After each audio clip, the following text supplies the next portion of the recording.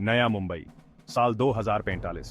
शीशे और स्टील की इमारतें आसमान को छू रही थीं। ऊंचे ऊंचे टावरों के बीच होलोग्राफिक विज्ञापन चमक रहे थे। उड़ने वाली गाड़ियां इमारतों के बीच से निकलती हुई रोशनी की लकीरें बना रही थीं। ये सपनों का शहर था, इंसानी महत्वाकांक्षाओं की एक मिसाल। लेकिन इस चमकते हुए शहर के दिल में भी साए छिपे हुए थे। शहर की चहल पहल से बहुत ऊपर एक आधुनिक प्रयोगशाला में एक युवा क्वांटम भौतिक साइंसी डॉक्टर आरव कपूर अपनी होलोग्राफिक स्क्रीन पर दिख रहे जटिल समीकरणों को गौर से देख रहे थे। उनकी खोज क्वांटम कम्युनिकेटर वैश्विक संचार में क्रांति लाने का वादा करती थी। ये किसी भी दूरी तक तुरंत सुरक्षित जानकारी भेज सकता था। यह आधुनिक विज्ञान का एक चमत्कार था, लेकिन गलत हाथों में यह एक खतरनाक हथियार भी था। आरव ने अपनी थकी हुई आंखों को हाथों से मला। वह महीनों से बिना रुके काम कर रहा था, अपनी खोज की क्षमता से प्रेरित होकर। उनका मानना था कि यह दुनिया को बेहतर बना सकता है। उन्होंने कभी सोचा भी नहीं था कि यह उन्हें निशाना बना देगा। जैसे ही वह अपनी कॉफी के लिए हाथ बढ़ा रहे थे, सुरक्षा मॉनिटर पर अचानक एक झिलमिलाहट ने उनका ध्यान खींचा। काले रंग के कपड़े पहने नकाबपोश लोगों का एक समूह लैब के सुरक्षा ग्रिड को काट रहा था। आरव को बिजली के झटके जैसा एहसास हुआ। वे उसकी खोज के पीछे थे, उसे जल्दी से काम करना होगा। लैब का दरवाजा जोर से खुला। 3 नकाबपोश लोग अंदर घुसे। उनकी आंखें ठंडी और गणनात्मक थीं। वे एक अभ्यासिक सहजता के साथ आगे बढ़े। उनके कदम शांत और घातक थे। वे पेशेवर थे, इसमें कोई शक नहीं कि घुसपैठ और अपहरण की कला में प्रशिक्षित थे। हिलो मत, घुसपैठियों में से एक भौंका। उसकी आवाज एक वॉइस मॉड्यूलेटर द्वारा बढ़ाई गई थी। आरव का दिमाग तेजी से दौड़ रहा था। उसे अपनी खोज की रक्षा करनी थी, लेकिन वह इन कुशल संचालकों के लिए कोई मुकाबला नहीं था।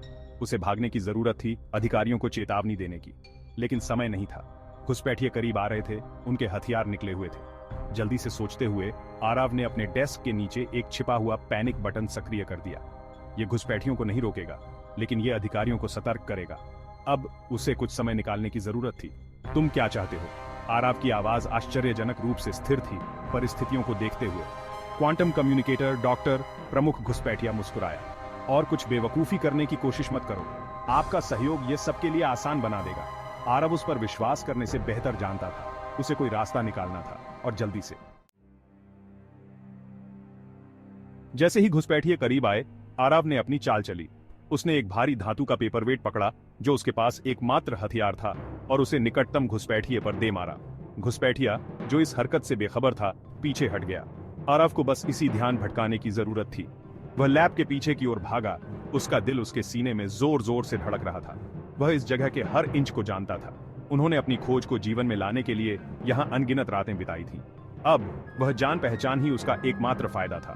वह लैब के उपकरणों से बचता रहा और केबलों पर से छलांग लगाता रहा। घुसपैठिए उसके पीछे ही थे। लेजर बीम हवा में से होकर गुजरी, बाल बाल बचते हुए। पीछा करने की आवाजों से लैब गूंज उठी। धातु के फर्श पर जूतों की आवाज, ऊर्जा हथियारों की तेज आवाज, आरव की अपनी अनियमित सांसें। वह किताबों की अलमारी के पीछे एक छिपे हुए दरवाजे पर पहुंच गया। एक गुप्त निकास द्वार जिसे उसने आपात स्थिति के लिए स्थापित किया था। उसने उसे जोर से खोला, अंदर घुसा और घुसपैठियों के पहुंचते ही उसे जोर से बंद कर दिया। वह उनकी हताश चीखें सुन सकता था जब वह अंधेरे में गायब हो गया। उसने खुद को कुछ समय दिया था, लेकिन वह जानता था कि वे इतनी आसानी से हार नहीं मानेंगे। उसका बचना तो बस शुरुआत थी। आरव ने खुद को एक अंधेरे, संकरे सर्विस कॉरिडोर में पाया। वह ऊपर शहर की धीमी आवाज सुन सकता था, जो उसके सामने मौजूद खतरे के बिल्कुल विपरीत थी। वह जानता था कि वह ज्यादा देर तक छिप नहीं सकता। घुसपैठिए उसे ढूंढ रहे होंगे, और वे अपने निपटान में मौजूद हर संसाधन का उपयोग करने से नहीं हिचकिचाएंगे। उसे मदद की जरूरत थी। उसे अधिकारियों से संपर्क करने की जरूरत थी, लेकिन उसका फोन लैब में था। उसकी एकमात्र उम्मीद उसकी दोस्त और सहयोगी मीरा थी, जो एक शानदार साइबर सुरक्षा विशेषज्ञ थी। अपने छिपे हुए कम्युनिकेटर का उपयोग करते हुए, एक प्रोटोटाइप जिसे वह हमेशा आपात स्थिति के लिए रखता था, आरव मीरा को एक गुप्त संदेश भेजने में कामयाब रहा।